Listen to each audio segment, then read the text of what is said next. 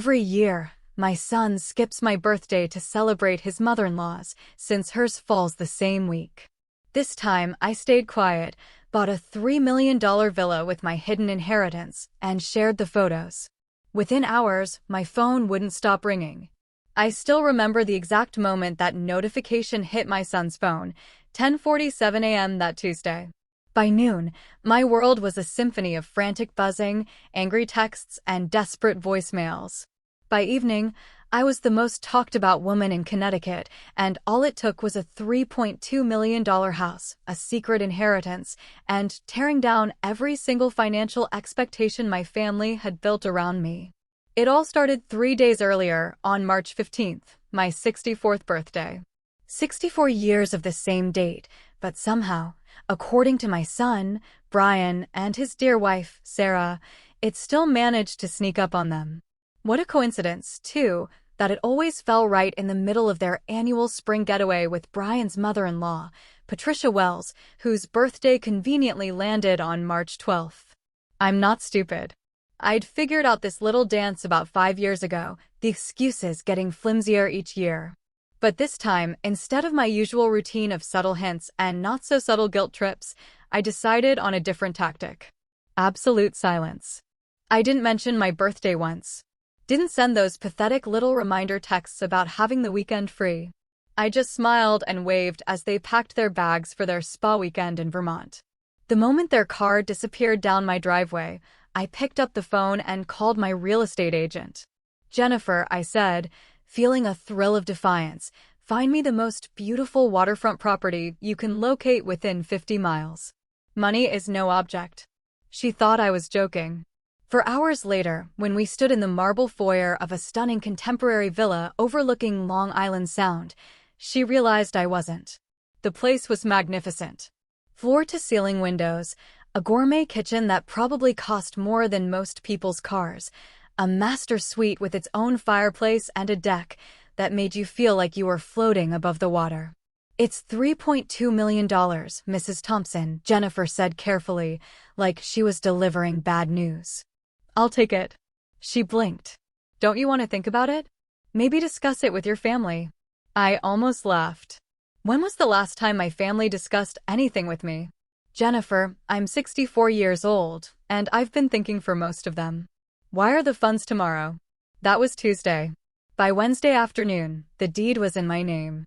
By Thursday morning, I was posting photos on every social media platform I could remember the passwords to: the living room with its sweeping ocean views, the kitchen island where I'd arranged a small celebration for one, the deck where I'd enjoyed my first solo birthday dinner in decades, complete with champagne and takeout from the most expensive restaurant in the area. The caption was simple: "Birthday celebrations at my new home. Sometimes the best gifts are the ones you give yourself." And that's when my phone started ringing. Brian was first, of course. His name flashed on my caller ID at 10:52 a.m., just 5 minutes after the bank alert would have hit his phone. See, Brian had been watching my finances for years, ever since Dad passed. Not officially, you understand, but he'd made himself a joint account holder for emergencies and set up alerts for any significant transactions. It was his way of keeping tabs on Mom, making sure I wasn't making any foolish decisions with my money. How thoughtful of him. I let it go to voicemail. The second call came from Sarah at 11:15, then Patricia Wells herself at 11:40, then Brian again at 12:02, 12:18, and 12:35. By 2 p.m., I had 17 missed calls and text messages ranging from concern to confusion to barely controlled panic. My personal favorite came from Sarah. "Mom Thompson, we're worried about you. This isn't like you. Please call us back so we know you're okay." Isn't like me? Oh, honey, you have no idea what I'm like. You've just been dealing with the version of me that bends over backward to accommodate everyone else's convenience. Today, you're meeting Margaret Thompson, property owner and woman of independent means. I spent the afternoon unpacking the few boxes I brought from my old house. Personal items, mostly, photo albums, my grandmother's china, the quilt my mother made for my wedding. As I arranged my new life around me, I couldn't help but smile every time the phone rang. 23 missed calls by dinner time. The messages were getting increasingly desperate. But here's what they didn't know yet. What none of them had bothered to ask about in the 5 years since Dad died. Aunt Helen's inheritance. Sweet, unmarried Aunt Helen, who lived quietly in her Boston brownstone and collected vintage jewelry. The same Aunt Helen that Brian and Sarah had met exactly twice in all their years of marriage and couldn't be bothered to attend her funeral last September. Aunt Helen, who left her entire estate to her dear niece, Margaret, the only family member who ever took the time to visit. $7.3 million to be exact. After taxes and fees, I walked away with enough money to do exactly what I wanted for the first time in my adult life. And what I wanted was to stop being invisible in my own family. I poured myself a glass of wine from my new wine fridge and sat on my new deck, watching the sun set over water that actually belonged to me. The phone was still buzzing, but I turned off the sound. Tomorrow would bring conversations, explanations, and probably some very uncomfortable family dynamics. Tonight was mine. For 6 years, my birthday had been treated like a scheduling inconvenience. Not officially, of course. There was always an excuse, always something that just happened to come up. And wasn't it just terrible timing that it had to conflict with my special day? Year 1 was understandable. Patricia Wells had fallen and broken her hip just 3 days before my birthday. Brian and Sarah needed to rush to Vermont to help her get settled at home. Family emergency couldn't be avoided. We'd celebrate when they got back, except we never did. By the time they returned, it was Easter preparations, then spring cleaning, then suddenly summer, and my birthday had simply been absorbed into the past. Year 2, Patricia had a cardiac episode that turned out to be anxiety and too much caffeine. But you don't know that when you get the panicked phone call, do you? Off they went to Vermont, leaving me with a grocery store cake and a promise to make it up to me soon. Years 3 and 4 followed the same pattern, different emergencies, same timing, same result, me sitting alone on March 15th, pretending it didn't hurt that my only child had once again chosen his mother-in-law's manufactured crisis over his own mother's birthday. But it was year 5 that opened my eyes to the truth. I'd driven to the grocery store that afternoon, feeling sorry for myself and planning another solo celebration, when I saw them, Brian, Sarah, and Patricia Wells, laughing over lunch at the new bistro downtown. This was the day after my birthday, mind you. The same day I'd received a hasty text about Patricia being too unwell for visitors after her latest health scare. She looked remarkably healthy for someone who'd supposedly been bedridden with vertigo.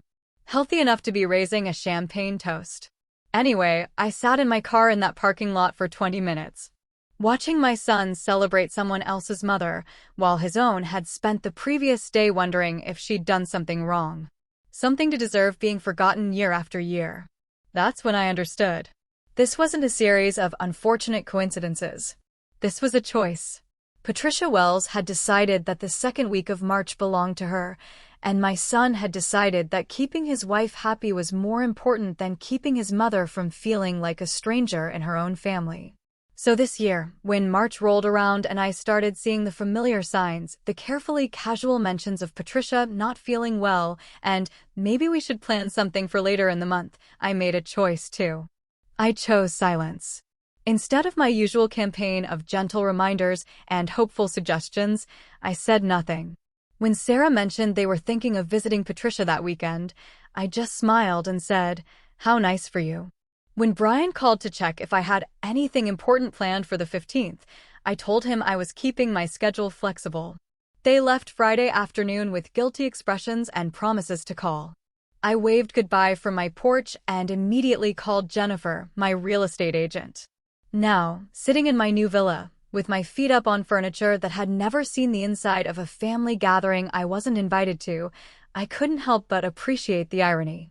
They'd trained me so well to be invisible that they'd forgotten to pay attention when I actually disappeared. My phone lit up with another call. Brian, for the 4th time this hour. This time I answered. "Hello, sweetheart," I said, my voice steady and pleasant. "Mom, thank God. Where are you? What's going on?" Jennifer from Coastal Realty called and said you bought a house, a $3.2 million house. I did indeed. It's lovely, Brian. Waterfront property, just like I always wanted. There was silence on the other end. Then, Mom, are you feeling all right? This is very unlike you. Unlike me.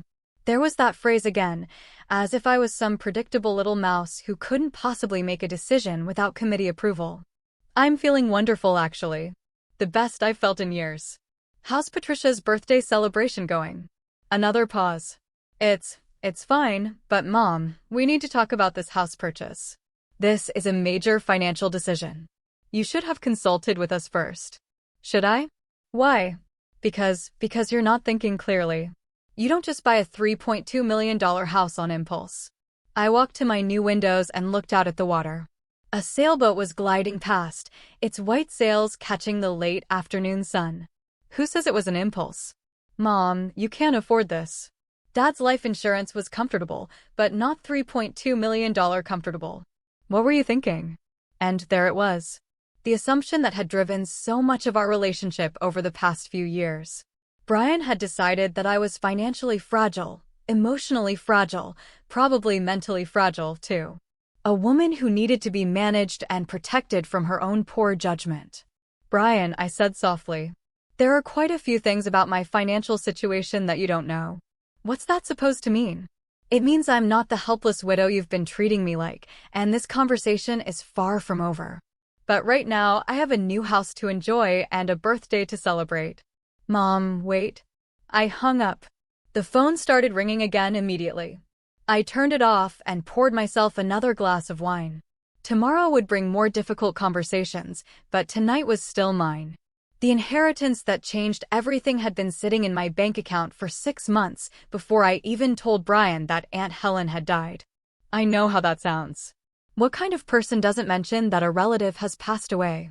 But here's the thing about Aunt Helen. To my family, she barely existed. Brian had met her twice in his 38 years. Sarah had shaken her hand at our wedding and promptly forgotten her name. When I'd mentioned her in conversation, I'd get polite nods and vacant expressions.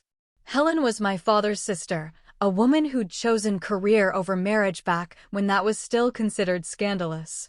She'd worked her way up from secretary to vice president at a Boston insurance company, bought her brownstone in the 1980s when Back Bay was still affordable, and spent 40 years making quiet, intelligent investments.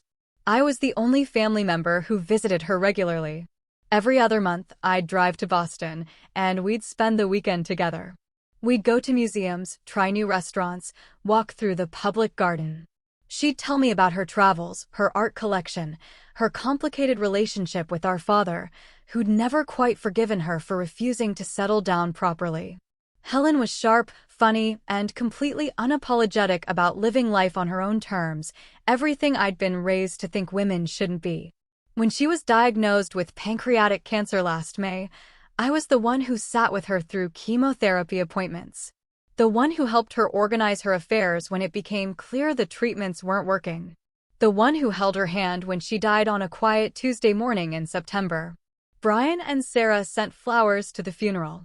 They were at a wine-tasting weekend in Napa and couldn't possibly change their plans.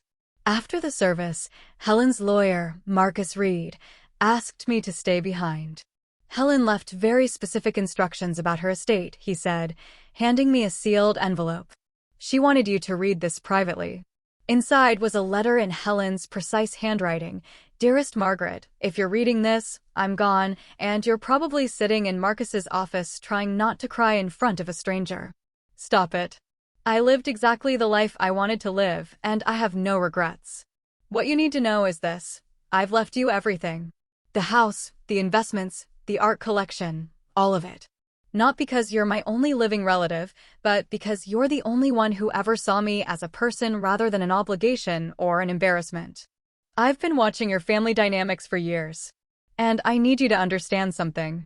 That son of yours loves you, but he's been programmed by that wife and her mother to see you as a burden to be managed rather than a woman to be respected. They've convinced him that you're fragile, that you need their protection, that you can't be trusted to make your own decisions. It's a subtle form of control, and I've seen it destroy too many women our age. They make you doubt your own judgment, then swoop in to help by taking over your life bit by bit. Don't let them do it to you, Margaret. You're stronger and smarter than they've allowed you to be. Use this inheritance to remember who you were before you became someone's mother, someone's wife, someone's responsibility. Live boldly. Make them remember that you're not just Brian's aging mother. You're Margaret Thompson, and you deserve better than being an afterthought in your own family. The numbers Marcus showed me afterward were staggering. Helen's brownstone was worth $1.8 million. Her investment portfolio had grown to $4.2 million. The art collection she'd assembled over decades was appraised at $1.3 million. After taxes and estate fees, I was inheriting just over $7.3 million. I sat in Marcus's office for an hour, staring at the paperwork and thinking about Helen's letter. She was right about Brian and Sarah. Over the past few years, they'd positioned themselves as my caretakers, making decisions about what was best for Mom, without ever asking what I actually wanted. When Dad died, Brian had immediately insisted on becoming a joint account holder for emergencies. He convinced me to switch to a simpler cell phone plan because the smartphone was too confusing for someone my age. He'd taken over handling my investments because financial planning is complicated and stressful. Gradually, I'd stopped making decisions and started accepting their suggestions. It was easier than arguing, and I'd told myself they meant well. But Helen's inheritance changed everything. For the first time in decades, I had the financial power to make choices without anyone's approval. The question was, what did I want to do with it? I kept the inheritance secret for months, watching my family's behavior with new eyes, the condescending smiles when I mentioned wanting to travel, the way Sarah would exchange glances with Brian whenever I expressed an opinion about anything more significant than dinner plans, the assumption that I'd always be available to babysit, attend their events, and revolve my schedule around their convenience.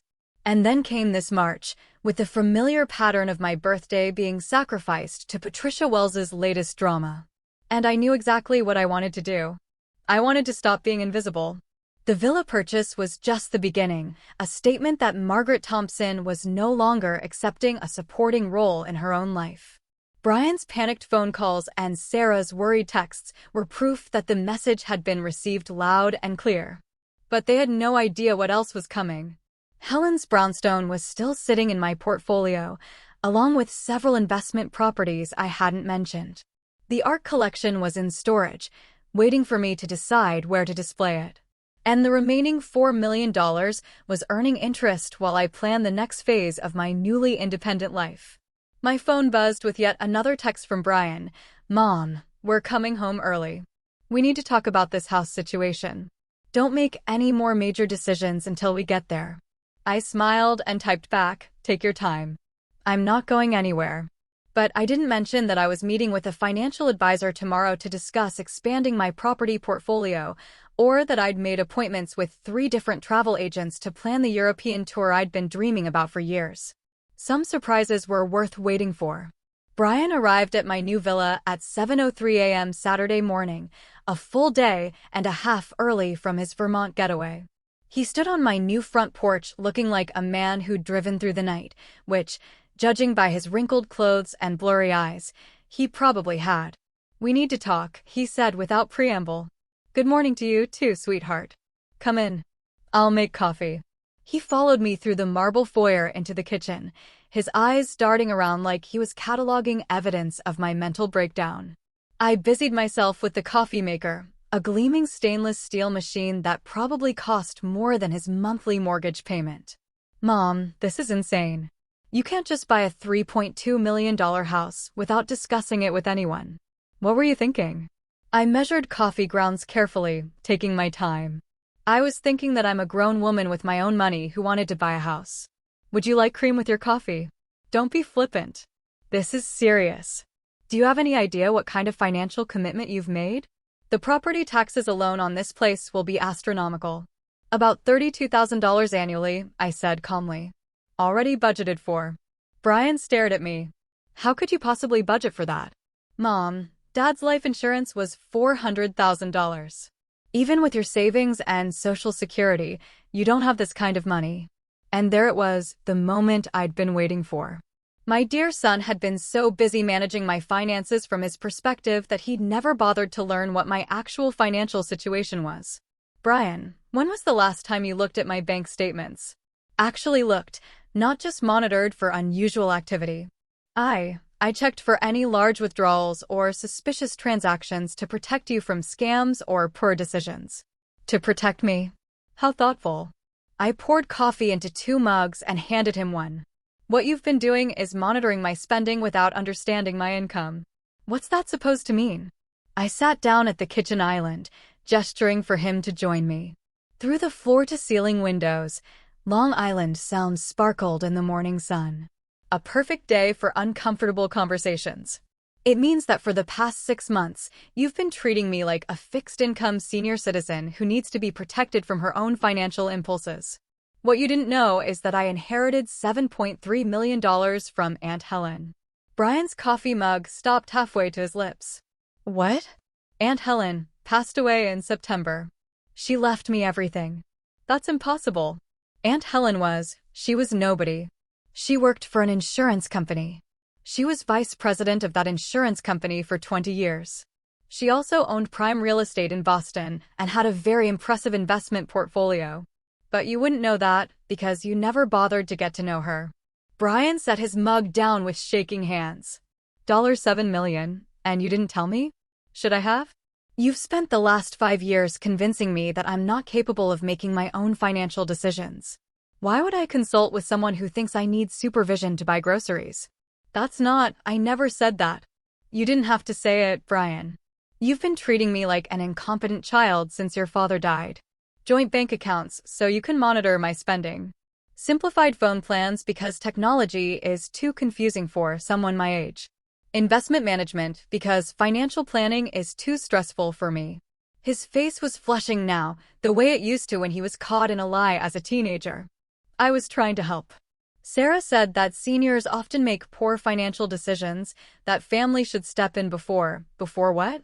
Before I spent my own money on things I wanted instead of things you approved of. Mom, that's not fair.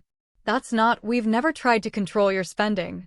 I laughed, and it came out sharper than I intended. Brian, you monitoring my bank accounts and questioning every purchase over $500 is literally the definition of controlling my spending. We sat in silence for several minutes. Brian stared out at the water, processing this new information. I sipped my coffee and waited. After 38 years of being his mother, I knew when to push and when to let him work through things on his own. Finally, he spoke. Why didn't you tell me about Aunt Helen? Because I wanted to see how you'd react to me making an independent decision. And your reaction has been exactly what I expected: panic, anger, and the assumption that I'm not capable of managing my own life. I'm not angry, he said, though his voice suggested otherwise. I'm concerned. This house, it's not you, Mom. It's too big, too expensive, too flashy. Too flashy for what? For a widowed senior citizen who should be grateful for whatever attention her family deigns to give her. That's not what I meant. Isn't it? When was the last time you asked me what I wanted, Brian? What I was dreaming about or planning for my future? When did you last treat me like a person with my own desires instead of a responsibility to be managed? He was quiet for a long time. When he finally looked at me, there was something different in his expression. Not anger anymore, but something that might have been recognition. I thought I was protecting you. Protecting me from what? From living my own life? From making mistakes? From being taken advantage of? From the world changing too fast around you. I reached across the island and covered his hand with mine. Sweetheart, I raised you, managed your father's business affairs for 30 years, and navigated my way through becoming a widow. I think I can handle buying a house. Brian nodded slowly. Where's Sarah? Doesn't she want to see this place? I smiled, but it wasn't entirely kind. Sarah is back in Vermont with Patricia, extending their stay. Apparently, my house purchase is exactly the kind of erratic behavior that Patricia warned her about. She thinks I might be having some sort of breakdown. Are you? If finally standing up for myself constitutes a breakdown, then yes, I suppose I am. The question is, are you going to support me, or are you going to keep treating me like a problem that needs solving? Brian looked around my new kitchen, taking in the expensive appliances, the marble countertops, the view that probably cost more per square foot than his entire house. This is really what you want? This is really what I want. He nodded slowly. Then I guess we need to figure out how to make this work. It wasn't the ringing endorsement I'd hoped for, but it was a start. And for the first time since he'd arrived, Brian looked like my son instead of a financial advisor delivering bad news. That afternoon, we sat on the deck talking about things we hadn't discussed in years. My dreams for retirement, his worries about his own future, the ways we'd both changed since his father died. It was the most honest conversation we'd had in months. But I knew the real test was still coming. Sarah and Patricia would be back soon, and they weren't going to accept this new version of me nearly as easily as Brian was starting to. By Sunday evening, my phone had become a war zone of family drama. Word of my villa purchase had spread through our extended family like wildfire, and everyone had opinions about what it meant, what I should do about it, and, most importantly, what was wrong with me. My sister, Linda, called first. "Maggie, I heard about your house. Are you having some kind of midlife crisis?" "I'm 64, Linda. If I'm having a midlife crisis, I plan to live to be 128. This isn't funny. Brian is worried sick. Sarah is beside herself. And Patricia thinks you might need some kind of intervention." Patricia thinks. Of course she does. Patricia Wells had opinions about everything and everyone. And somehow, her thoughts had become gospel truth to my daughter-in-law. What exactly does Patricia think I need an intervention for? Buying real estate with your own money. For making major life decisions without consulting family. For isolating yourself from the people who care about you. For spending money recklessly when you should be planning for your future care needs. I almost laughed. Future care needs? As if I was one step away from assisted living instead of a healthy 64-year-old woman with excellent health care and enough money to hire live-in help if I ever needed it. Linda, let me ask you something. When you and Robert bought your Florida condo, did you ask anyone's permission? That's different. Robert and I discussed it together. And I discussed this with myself extensively. I'm not married, Linda. I don't need anyone's permission to spend my own money. The second call came from my nephew, Michael, Linda's oldest son. "Aunt Maggie, Mom asked me to check on you. Are you feeling okay?" "I'm feeling fantastic, Michael. How are you?" "I'm confused, honestly. This house thing doesn't seem like something you do." There was that phrase again. Not something I do. As if everyone had decided exactly who Margaret Thompson was allowed to be, and any deviation from their expectations was evidence of mental instability. "Michael, what do you think I do? What kind of person do you think I am?" "I think you're practical, conservative, someone who thinks things through carefully and doesn't make impulsive decisions." "And you think buying this house was impulsive?" "Well, yeah, kind of. I looked out at my deck, where I'd spent the morning reading and drinking coffee while watching boats pass by on the Sound. I've been looking at waterfront properties for 2 years, Michael. I've been planning this purchase for months. The only thing that was impulsive was my timing. Why now, though? Why not wait until summer when you could look at more options? Because I got tired of being forgotten on my own birthday. Because I realized that if I waited for my family's approval to live my life, I'd die waiting. Because sometimes you have to do something dramatic to remind people that you exist. Because I found the perfect house and I could afford it. Sometimes life is that simple. The third call was the one I'd been dreading. Sarah calling from Vermont, with Patricia undoubtedly listening in the background. "Mom Thompson, we need to talk." "Hello, Sarah. How's the extended vacation going?" "It's not a vacation anymore. We stayed because we're concerned about you. Patricia thinks this house purchase might be a sign of cognitive decline." Patricia thinks again. "And what do you think, Sarah?" There was a pause. "I think you're acting very unlike yourself." "Maybe that's the point." "What's that supposed to mean?" "Maybe I got tired of being myself as you've all defined me. Maybe I wanted to see what would happen if I acted like someone with agency and financial independence instead of someone's elderly mother who needs constant supervision." "Nobody's supervising you. Brian monitors my bank accounts. You and he make plans for family events without asking what I want to do." Patricia gives advice about my life decisions as if she has any say in them. If that's not supervision, what is it? Another pause. I could hear muffled conversation in the background, Patricia, no doubt, coaching Sarah on what to say next. "We're worried about you making decisions this big without thinking them through properly." Sarah, I'm a grown woman with a graduate degree and 30 years of business experience. I think I can handle buying a house. A $3.2 million house. Mom Thompson, that's not just any house. No, it's not. It's the house I wanted, and I could afford it, so I bought it. Just like you and Brian bought your house because you wanted it and could afford it. That's different. How? Because you're our parent. We look to you for stability and consistency. And I've given you both of those things for your entire adult lives. But stability doesn't mean I never change. And consistency doesn't mean I never grow. I'm not a piece of furniture, Sarah. I'm a person with my own dreams and goals. We sat in uncomfortable silence for several minutes. Finally, Patricia gathered her brochures and stood up. Well, Margaret, I can see that you're determined to make this mistake. But when this house becomes too much to manage, when the isolation gets to you, when you realize that independence isn't the same thing as happiness, don't expect the family to just pick up the pieces. I wouldn't dream of it, Patricia. After they left, I sat in my beautiful kitchen looking out at my beautiful view, thinking about Patricia's words. She was probably right that independence wasn't the same thing as happiness. But for the first time in years, I had the chance to find out what my version of happiness actually looked like. And that was worth more than all the family approval in the world. 2 weeks after Patricia's intervention attempt, I discovered something that changed everything I thought I knew about my family's financial situation.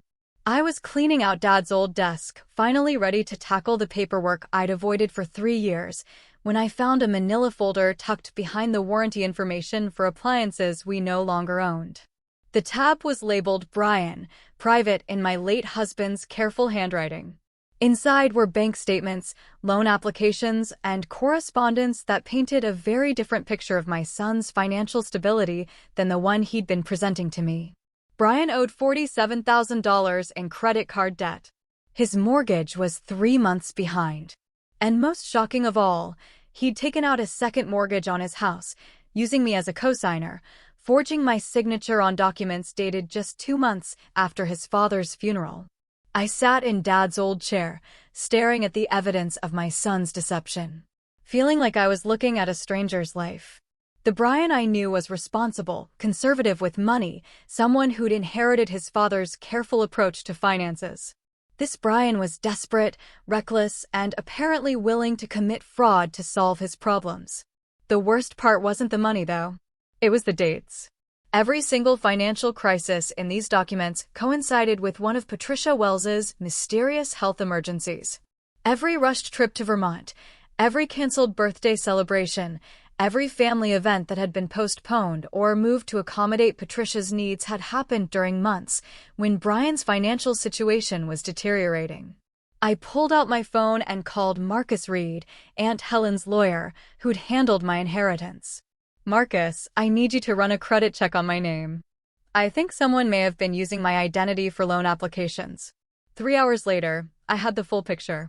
Not only had Brian forged my signature on his second mortgage, but he'd also applied for 2 credit cards in my name and taken out a personal loan using my social security number. My credit score, which I hadn't checked in years, had dropped from excellent to barely acceptable. The doorbell rang as I was reviewing the credit report. Through the window, I could see a silver BMW in my driveway, Sarah's car. She stood on my porch looking nervous, clutching a small gift bag. Mom Thompson, I hope I'm not interrupting. I brought you something from Vermont, a peace offering. I let her in, curious about this sudden change in tactics. She handed me the bag with an awkward smile. Inside was a snow globe featuring a charming Vermont inn and a card that read, "Thinking of you, Patricia. Patricia asked me to give you this. She feels bad about how things went the other day. How thoughtful of Patricia to think of me." I set the snow globe on the entry table. Would you like some coffee? Actually, I was hoping we could talk about the house situation, but also about other things. We settled in the living room. Sarah perched on the edge of my new sofa like she was ready to bolt at any moment. Mom Thompson, I owe you an apology. Patricia and we may have overreacted about the house purchase. May have? Did overreact. It's just that Brian has been so stressed lately. And when you bought this place without telling him, he kind of fell apart. Stressed about what? Sarah's carefully composed expression flickered. Work stuff. The usual pressures. You know how he is about money. I did know how he was about money. Apparently better than I thought. Sarah, how long have you known about Brian's financial problems? The color drained from her face. What financial problems? The credit card debt, the mortgage issues, the loans he's taken out using my name without my permission. I don't know what you're talking about, but her expression told a different story. Sarah knew exactly what I was talking about. The forged signatures, Sarah. The identity theft. The fact that every one of Patricia's health emergencies seems to coincide with Brian needing to avoid conversations about money. Sarah's composure cracked entirely. He didn't mean for it to go this far. It started small. Just one credit card to get through a rough patch. Then Patricia really did get sick. And the medical bills? What medical bills? Patricia has excellent insurance. Not for the treatment she needed. The experimental therapies, the private specialists. Brian felt responsible because she's been so good to our family. I stared at my daughter-in-law. Pieces of a puzzle clicking into place. Sarah, exactly how much money has Brian given to Patricia Wells? It's not like that. It's not giving, it's investing. Investing in what? Patricia has connections in the medical research field. She's been helping Brian invest in some promising treatments for her condition. When they pay off, we'll make back everything we've put in, plus returns. My blood went cold. Sarah, Patricia Wells doesn't have connections in medical research. She was an office manager at an insurance company before she retired. No, that's not. She has friends who work in pharmaceutical development. She's shown us the research papers, the projected returns. She's shown you fake documents to convince Brian to give her money he doesn't have. Money he's stolen from me to give to her. Sarah stood up abruptly. That's not true. Patricia would never. She's been like a mother to me. A mother who's convinced you to enable your husband's financial crimes. Sarah, Brian has committed identity theft. He's forged legal documents. He's destroyed my credit rating to fund Patricia's lifestyle. You're wrong. But her voice was shaking now. Patricia wouldn't do that. She cares about our family. Patricia Wells has been systematically draining your family's resources for years, while positioning herself as your savior. Every emergency, every crisis, every desperate need for funds has been carefully orchestrated. Sarah backed toward the door. I have to go. This conversation, you're not thinking clearly. The stress of the move, the isolation from family. Sarah, wait. But she was already gone, leaving behind the snow globe and a growing certainty that my family's problems ran much deeper than I'd imagined. I picked up my phone and called Marcus Reed again. Marcus, I need you to investigate someone for me. Patricia Wells, age approximately 70, last known address in Vermont. I want to know everything about her financial history, her family connections, and any legal issues in her background. May I ask why? Because I think she's been running a long-term con on my family, and my son has been stealing from me to finance it. 2 hours later, Marcus called back with information that made me feel sick. Patricia Wells wasn't Patricia Wells at all. Patricia Wells was actually Patricia Warren, and she had a criminal history spanning 3 states in 20 years. Marcus's research revealed a pattern that was as impressive as it was terrifying. Patricia had been targeting families with aging parents and financial resources since the early 2000s. Her method was always the same: befriend a younger woman with family money, gradually position herself as an indispensable maternal figure, then create ongoing medical or financial crises that required increasingly large investments or loans. She's been arrested twice, Marcus told me over the phone. Once in Florida in 2018 for elder fraud, once in North Carolina in 2015 for insurance fraud. Both cases were dismissed due to insufficient evidence or plea agreements. What about her relationship with Sarah and Brian? How long has this been going on?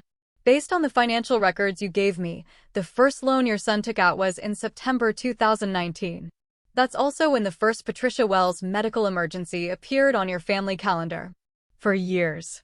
Patricia had been systematically destroying my son's financial life for 4 years. And I'd been so busy feeling sorry for myself about forgotten birthdays that I'd missed it entirely. Marcus, I need to know how much total money Brian has given her. Based on the loan documents and credit statements, approximately $180,000. But Margaret, there's something else you need to know. My heart sank. What? Patricia Warren isn't working alone. She has a partner. Someone who helps her identify and research target families. Someone with access to personal information and family dynamics. Who? I'm still working on that. But whoever it is, they've been feeding her detailed information about your family's financial situation, your personality, your relationship with Brian and Sarah. This wasn't a random targeting. This was carefully planned. After I hung up, I sat in my beautiful living room looking out at the water, trying to process what I'd learned. My son was a victim, not a villain. He'd been manipulated by a professional con artist who'd spent years positioning herself as a trusted family member. But that didn't excuse the identity theft, the forged documents, the lies. The real question was, who was helping Patricia access our family's private information? My phone rang. Brian's name appeared on the screen. Mom, I need to talk to you. Can you come over? It's important. What's wrong? I can't explain over the phone. Please just come and don't bring anyone else. 20 minutes later, I stood in Brian and Sarah's living room, looking at my son's haggard face and wondering how I'd missed the signs of his distress. Mom, I need to tell you something and you're going to hate me for it. Try me. I've been taking money from your accounts, forging your signature on loan documents, using your credit without permission. I sat down heavily on their sofa. How much, Brian? Everything. The mortgage, the credit cards, the personal loans. About $180,000 total. Why? He collapsed into his chair, burying his face in his hands. Patricia needed help with her medical treatments. Experimental therapies that her insurance wouldn't cover. She showed me the research, the projected outcomes. It was supposed to be temporary, just until her insurance appeals went through. Brian, Patricia Wells isn't who she says she is. He looked up confused. What do you mean? I told him everything Marcus had discovered, the fake identity, the criminal history, the pattern of targeting families like ours. Brian's face grew paler with each revelation. That's impossible. Patricia has been part of our family for years. She introduced me and Sarah. She's the one who encouraged Sarah to pursue her graduate degree. She's been at every birthday, every holiday. She introduced you and Sarah at a conference for financial planners. Sarah was there representing her company, and Patricia introduced us because she thought we'd hit it off. The pieces clicked into place with sickening clarity. Brian, what kind of conference is estate planning and senior financial services? Patricia said she was there as a consultant. Did you meet Sarah before or after Dad's diagnosis? Right before. Why? Oh God. Brian's face went white. You think Patricia targeted our family because of Dad's illness? I think Patricia researched our family thoroughly before she arranged for you to meet Sarah. She knew Dad was dying. Knew I'd be inheriting money. Knew you'd be in a position to access my finances after Dad passed. Brian stood up abruptly and walked to the window. Sarah doesn't know. She can't know. She genuinely cares about Patricia, trusts her completely. Or Sarah is working with her. No. Brian spun around. Mom, you can't think that. Sarah loves me. She loves our life together. Brian, how much does Sarah know about your financial situation? She knows we've been helping Patricia with medical expenses. She doesn't know about the loans, the forged documents, the identity theft. She doesn't know, or she's pretending not to know. We were interrupted by the sound of Sarah's car in the driveway. Brian looked panicked. Don't tell her we talked about this. Not yet. I need time to figure out how to explain everything. Brian, we don't have time. Patricia is running a sophisticated con operation, and Sarah might be part of it. She's not part of it. She can't be. The front door opened, and Sarah walked in, carrying shopping bags and wearing a bright smile that didn't quite reach her eyes. Mom Thompson, I didn't know you were coming over. How nice. She looked nervous, I realized. More nervous than someone should be about an unexpected visit from their mother-in-law. Hello, Sarah. Brian and I were just having a conversation about family finances. Oh. Her smile faltered slightly. Nothing serious, I hope. Actually, quite serious. We were discussing Patricia's medical expenses and how they've been impacting your budget. Sarah glanced at Brian, who was staring at her with an expression I couldn't quite read. Patricia's been going through a difficult time, Sarah said carefully. We're just trying to be supportive. Of course. It's wonderful that you've been able to help her with the experimental treatments. The treatments are showing real promise, Patricia says. The doctors are very optimistic. Which doctors are those exactly? Another glance at Brian. I don't remember their names. Patricia handles all the medical appointments and the research facility where she's receiving treatment. It's in Boston, I think, or maybe Burlington. Patricia drives herself to most appointments. Every answer was vague, evasive, designed to end the conversation rather than provide information. I looked at my son, hoping he was finally seeing what I was seeing. Brian was staring at his wife like he'd never seen her before. That evening, I did something I hadn't done in years. I went through Sarah's social media accounts with the methodical attention of a private investigator. What I found made my blood run cold. Sarah's Instagram showed 5 years of happy family photos, but when I looked closely at the timeline, something was wrong. The earliest photos of her and Brian together were dated October 2019, but they claimed to have met at a conference in June 2019. Where were the photos from their early relationship? The casual dating pictures, the getting-to-know-you moments? Instead, their social media history began abruptly with photos that looked like they were already an established couple. Family dinners with Patricia prominently featured. Holiday celebrations where Patricia was clearly the center of attention. Wedding planning photos where Patricia was more involved than the actual mothers of the bride and groom. I scrolled through Patricia's Facebook page next.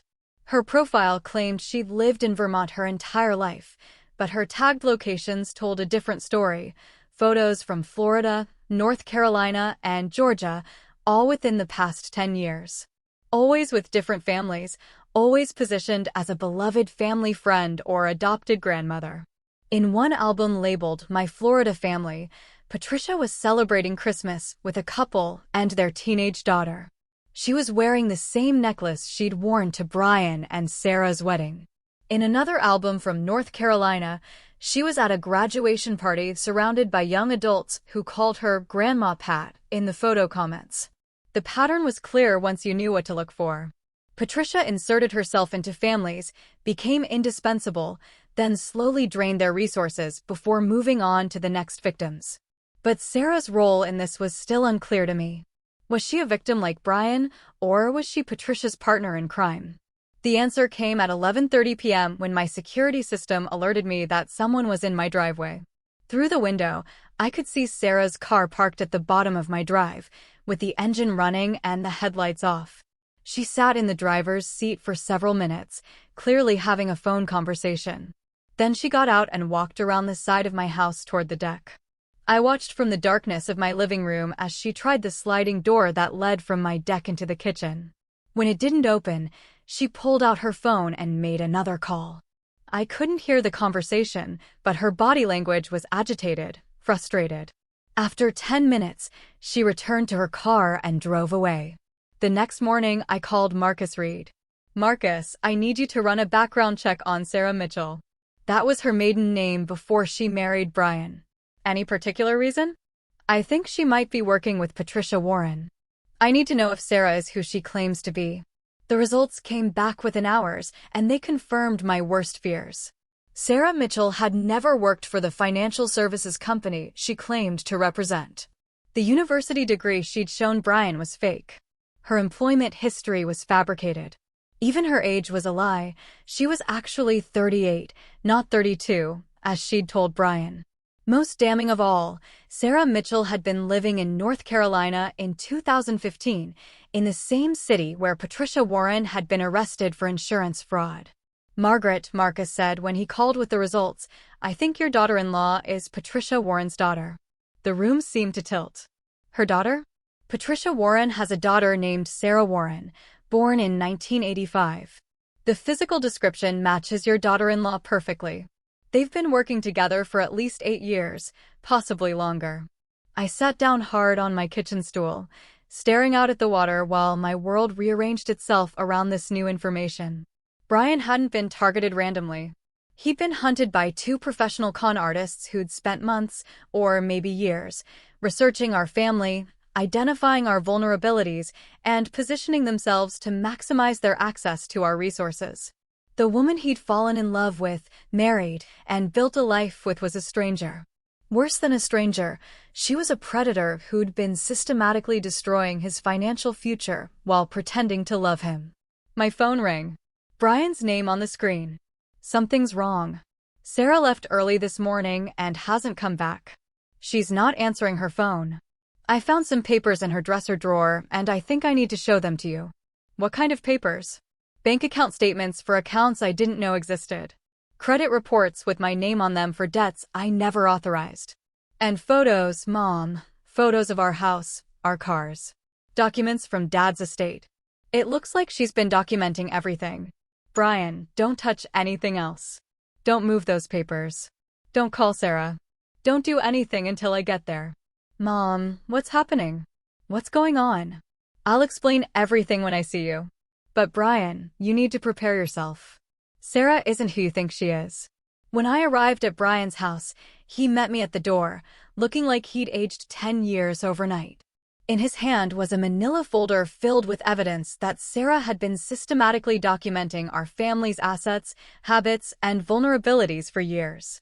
Bank statements showing regular transfers to accounts in Patricia's name. Photos of insurance documents, investment statements, and legal paperwork.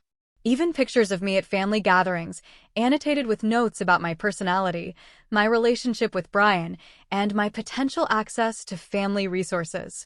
But the most chilling item was a handwritten letter in Sarah's neat cursive. Mom, the Thompson situation is working better than we planned. Brian trusts me completely and still has no idea about the loans.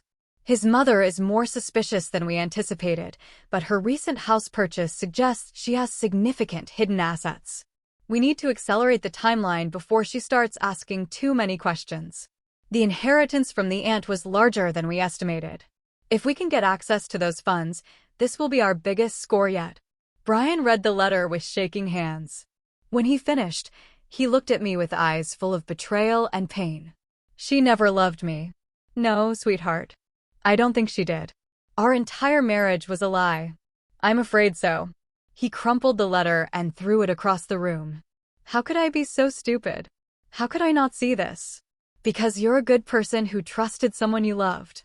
That's not stupid, Brian. That's human. What do we do now? Now we fight back. The next morning, I called Detective Lisa Rodriguez from the Connecticut State Police Financial Crimes Unit. Detective Rodriguez, I need to report an ongoing fraud scheme involving identity theft, forged documents, and what I believe is a mother-daughter con artist team. Within 2 hours, she was sitting in my living room reviewing the evidence Marcus had compiled and the documents Brian had found in Sarah's dresser. Mrs. Thompson, this is quite an operation they've been running. The level of planning and documentation suggests they've done this before, probably multiple times. My lawyer found evidence of similar schemes in Florida and North Carolina. We'll coordinate with those jurisdictions. But first, I need to ask, do you know where Sarah and Patricia are right now? Sarah disappeared yesterday morning. Patricia is supposedly in Vermont, but I doubt that's true. Detective Rodriguez made notes on her tablet. We'll need to move quickly. If they suspect they've been discovered, they'll try to liquidate whatever assets they can access and disappear. That afternoon, Brian and I met with our bank to freeze all accounts and reverse any unauthorized transactions we could prove were fraudulent. The process was complicated by the fact that Brian had legitimately signed some documents, even though he'd been deceived about their purpose. Mr. Thompson, the bank manager explained, some of these transactions will be difficult to reverse because you did authorize them. Even if you were misled about why the money was needed. How much can we recover? I asked. Probably about 60% of the fraudulent charges. The rest? He shrugged. Well, it depends on whether we can locate the perpetrators and recover assets. Brian looked defeated. So, I've lost over $70,000 permanently? Possibly. But Mrs. Thompson, there's something else you should know. Someone attempted to access your accounts yesterday using forged power of attorney documents. My blood ran cold. What kind of access? They tried to transfer $2.3 million from your investment account to an offshore banking account. Our fraud protection systems flagged the transaction, but it was a sophisticated attempt. Detective Rodriguez looked up from her notes. They're accelerating their timeline. This suggests they know they've been discovered, and they're trying to grab as much as they can before they run. That evening, as I sat in my villa watching the sunset over Long Island Sound, my phone rang with a number I didn't recognize. Hello, Margaret. Patricia's voice was calm, almost conversational. Patricia? Or should I call you Patricia Warren? A soft laugh. You've been busy. I'm impressed.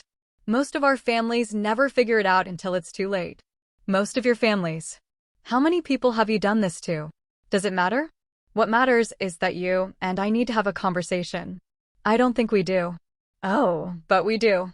You see, Margaret, you've created a problem for me. The police involvement, the frozen accounts, the investigation, that's going to make things difficult for Sarah and me. Good. Not good, actually.